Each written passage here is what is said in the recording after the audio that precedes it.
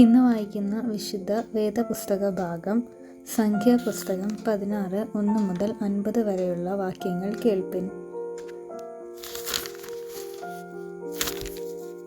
എന്നാൽ ലേവിയുടെ മകനായ കെഹാത്തിൻ്റെ മകനായ ഇസ്ഹാരിൻ്റെ മകൻ ഹോരഗ്, റൂബേൻ ഗോത്രത്തിൽ ഏലിയാബിൻ്റെ പുത്രന്മാരായ ദാദാൻ, അബീരാം, പൊലേത്തിൻ്റെ മകനായ ഓൻ എന്നിവർ ഇസ്രായേൽ മക്കളിൽ സഭാപ്രധാനിയും സംഘസദസ്യന്മാരും പ്രമാണികളുമായ 250 പുരുഷന്മാരെ കൂട്ടി മോശയോട് മത്സരിച്ചു. അവർ മോശയ്ക്കും അഹരോനും വിരോധമായി കൂട്ടം കൂടി അവരോട്, മതി, സഭ ഒട്ടൊഴിയാതെ എല്ലാവരും വിശുദ്ധരാകുന്നു. യഹോവ അവരുടെ മധ്യേ ഉണ്ട്. പിന്നെ നിങ്ങൾ യഹോവയുടെ സഭയ്ക്ക് മീതെ നിങ്ങളെ തന്നെ ഉയർത്തുന്നതെന്ത് എന്ന് പറഞ്ഞു. ഇത് കേട്ടപ്പോൾ മോശ കവിന്നു വീണു. അവൻ കോരഹിനോടും അവൻ്റെ എല്ലാ കൂട്ടരോടും പറഞ്ഞത്, നാളെ രാവിലെ യഹോവ തനിക്കുള്ളവർ ആരോടും തന്നോടടുപ്പാൻ തക്കവണ്ണം വിശുദ്ധൻ ആരെന്നും കാണിക്കും. താൻ തിരഞ്ഞെടുക്കുന്നവനെ തന്നോട് അടുക്കുമാറാക്കും. കോരഹും അവൻ്റെ എല്ലാ കൂട്ടുമായുള്ളവരെ, നിങ്ങൾ ഇത് ചെയ്യുവിൻ. ധൂപകലശമെടുത്ത് നാളെ യഹോവയുടെ സന്നിധിയിൽ അതിൽ തീയിട്ട് ധൂപവർഗം ഇടുവിൻ. യഹോവ തിരഞ്ഞെടുക്കുന്നവൻ തന്നെ വിശുദ്ധൻ. ലേവി പുത്രന്മാരെ, മതി. പിന്നെ മോശെ ഹോരഹിനോട് പറഞ്ഞത്, ലേവി പുത്രന്മാരെ കേൾപ്പിൻ.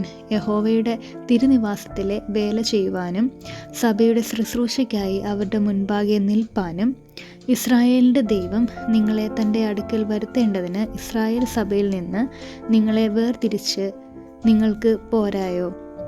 അവൻ നിന്നെയും ലേവ്യപുത്രന്മാരായ നിന്റെ സകല സഹോദരന്മാരെയും തന്നോട് അടുക്കുമാറാക്കിയല്ലോ.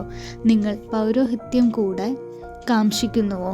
ഇത് ഹേതുവായിട്ട് നീയും നിന്റെ കൂട്ടുകാരൊക്കെയും യഹോവയ്ക്ക് വിരോധമായി കൂട്ടം കൂടിയിരിക്കുന്നു. നിങ്ങൾ അഹരോൻ്റെ നേരെ പിറുപിറുപ്പാൻ തക്കവണ്ണം അവൻ എന്തുമാത്രമുള്ളൂ. പിന്നെ മോശെ ഏലിയാബിൻ്റെ പുത്രന്മാരായ ദാദാനെയും അബീരാമിനെയും വിളിപ്പാൻ ആളയച്ചു. അതിനവൻ, ഞങ്ങൾ വരികയില്ല. മരുഭൂമിയിൽ ഞങ്ങളെ കൊല്ലുവാൻ നീ ഞങ്ങളെ പാലും തേനും ഒഴുകുന്ന ദേശത്തു നിന്നും കൊണ്ടുവന്നിരിക്കുന്നത് പോരാഞ്ഞിട്ട് നിന്നെ തന്നെ ഞങ്ങൾക്ക് അധിപതിയും ആക്കുന്നുവോ? അത്രയുമല്ല, നീ ഞങ്ങളെ പാലും തേനും ഒഴുകുന്ന ദേശത്തേക്ക് കൊണ്ടുവരികയോ നിലങ്ങളിലും മുന്തിരിത്തോട്ടങ്ങളിലും അവകാശമാക്കി തരികയോ ചെയ്തിട്ടില്ല. നീ ഇവരുടെ കണ്ണ് ചുഴന്നു കളയുക. ഞങ്ങൾ വരികയില്ല എന്ന് പറഞ്ഞു. അപ്പോൾ മോശ ഏറ്റവും കോപിച്ച് അവൻ യഹോവയോട്, അവരുടെ വഴിപാടുകളെ കടാക്ഷിക്കരുതേ. ഞാൻ അവരുടെ പക്കൽ നിന്ന് ഒരു കഴുതയെപ്പോലും വാങ്ങിയിട്ടില്ല. അവരിൽ ഒരുത്തനോടും ഒരു ദോഷം ചെയ്തിട്ടുമില്ല എന്ന് പറഞ്ഞു. മോശ കോരഹിനോട്, നീയും നിന്റെ എല്ലാ കൂട്ടവും നാളെ യഹോവയുടെ സന്നിധിയിൽ വരണം. നീയും അവരും അഹരോനോട് കൂടെ തന്നെ. നിങ്ങൾ ഓരോരുത്തൻ താൻ്റെ ധൂപകലശമെടുത്ത് അവയിൽ ധൂപവർഗമിട്ട് ഓരോരുത്തൻ താൻ ധൂപകലശവുമായി 250 കലശവും യഹോവയുടെ സന്നിധിയിൽ കൊണ്ടുവരുവിൻ. നീയും അഹരോനും കൂടെ താൻ്റെ ധൂപകലശവുമായി വരണം എന്ന് പറഞ്ഞു.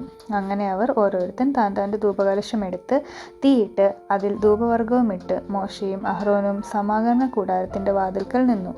കോരഹ് അവരവർക്ക് വിരോധമായി സർവ്വസഭയെയും സമാഗമന കൂടാരത്തിൻ്റെ വാതിൽക്കൽ കൂട്ടിവരുത്തി. അപ്പോൾ യഹോവയുടെ തേജസ് സർവ്വസഭയ്ക്കും പ്രത്യക്ഷമായി. യഹോവ മോശയോടും അഹരോനോടും, ഈ സഭയുടെ മധ്യേ നിന്ന് മാറിപ്പോകുവിൻ, ഞാൻ അവരെ ക്ഷണത്തിൽ സംഹരിക്കും എന്ന് കൽപ്പിച്ചു. അപ്പോൾ അവർ കവിന്നു വീണു. സകല ജനത്തിൻ്റെയും ആത്മാക്കൾക്ക് ഉടയവനാകുന്ന ദൈവമേ, ഒരു മനുഷ്യൻ പാപം ചെയ്തതിന് നീ സർവ്വസഭയോടും കോപിക്കുമോ എന്ന് പറഞ്ഞു. അതിന് യഹോവ മോശയോട്, കോരഹ്, ദാദാൻ, അബീരാം എന്നിവരുടെ വാസസ്ഥലത്തിൻ്റെ ചുറ്റിലും നിന്ന് മാറിക്കൊള്ളുവിൻ എന്ന് സഭയോട് പറക എന്ന് കൽപ്പിച്ചു.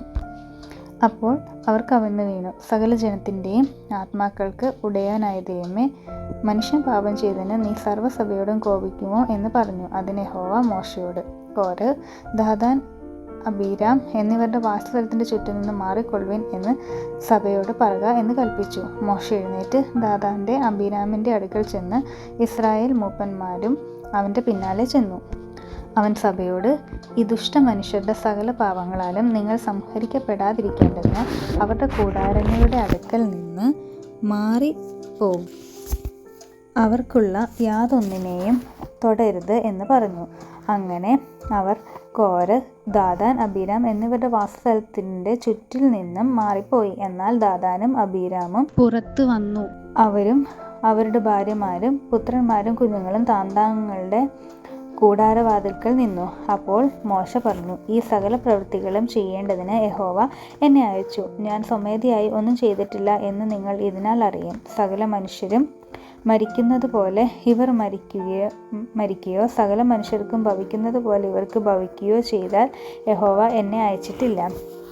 എന്നാൽ യഹോവയുടെ ഒരു അപൂർവ കാര്യം പ്രവർത്തിക്കുകയും ഭൂമി വായ് പിളർന്ന് അവരെയും അവർക്കുള്ള സകലത്തെയും വിഴുങ്ങിക്കളയുകയും അവർ ജീവനോടെ പാതാളത്തിലേക്ക് ഇറങ്ങുകയും ചെയ്താൽ അവർ യഹോവയെ നിരസിച്ച് എന്ന് നിങ്ങൾ അറിയും.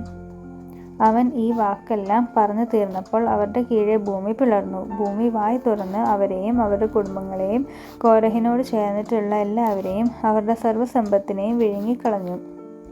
അവരും അവരോട് ചേർന്നിട്ടുള്ള എല്ലാവരും ജീവനോടെ പാതാളത്തിലേക്ക് ഇറങ്ങി. ഭൂമി അവരുടെ മേൽ അടങ്ങുകയും അവർ സഭയുടെ ഇടയിൽ നിന്ന് നശിക്കുകയും ചെയ്തു.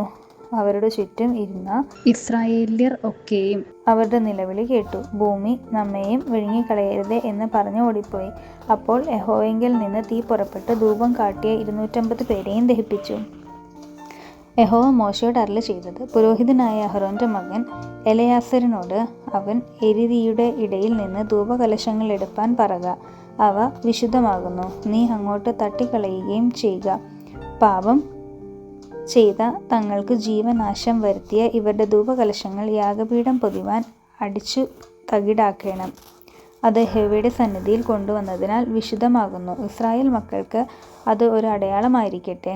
വെന്തുപോയവർ ധൂപം കാട്ടിയ താമ്ര കലശങ്ങൾ പുരോഹിതനായ എലെയാസർ എടുത്ത് അഹരോന്റെ സന്തതിയിൽ അല്ലാത്ത യാതൊരു അന്യനും യഹോവയുടെ സന്നിധിയിൽ ധൂപം കാണിപ്പാൻ അടുക്കുകയും കോരഹിനോടും അവൻ്റെ കൂട്ടുകാരെ പോലെയും ആകുകയും ചെയ്യാതിരിക്കേണ്ടതിന് ഇസ്രായേൽ മക്കൾക്ക് ജ്ഞാപകമായി അവയെ യാഗപീഠം പൊതിവാൻ തകിടായി അടുപ്പിച്ച് യഹോവ മോശെ മുഖാന്തരം കൽപ്പിച്ചതുപോലെ തന്നെ.